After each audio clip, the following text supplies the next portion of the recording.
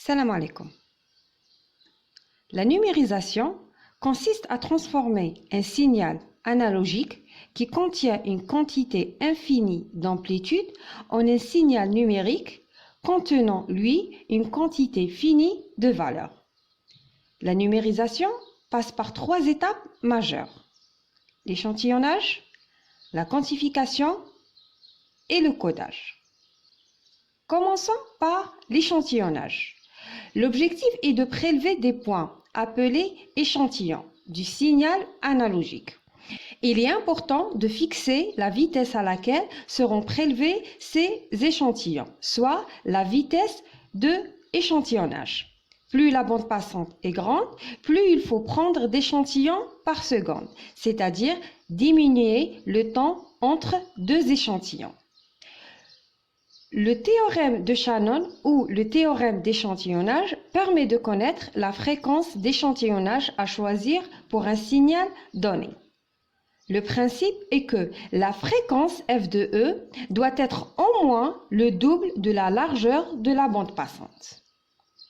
Exemple, pour un signal avec une largeur de bande passante est égale à 5000 Hz, il faut échantillonner au moins 10 000 fois par seconde.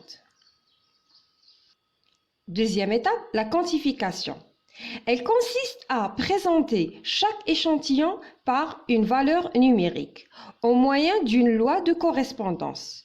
La loi la plus simple est de diviser l'ordonnée en segments égaux. Le nombre de segments, il va dépendre du nombre de bits choisis pour la numérisation. Par exemple, si le choix se porte sur 2 bits, donc l'ordonnée il sera divisée en 4 segments. Un autre exemple, si le codage porte sur 4 bits, donc l'ordonnée il sera segmentée en 16 segments. Et le choix de la valeur d'échantillon s'effectue simplement par choisir ou sélectionner la valeur la plus proche. Dernière étape est de donner ou affecter une valeur numérique à chaque échantillon sélectionné. Voilà, nous arrivons à la fin du chapitre 2 consacré à la couche physique du modèle OSI.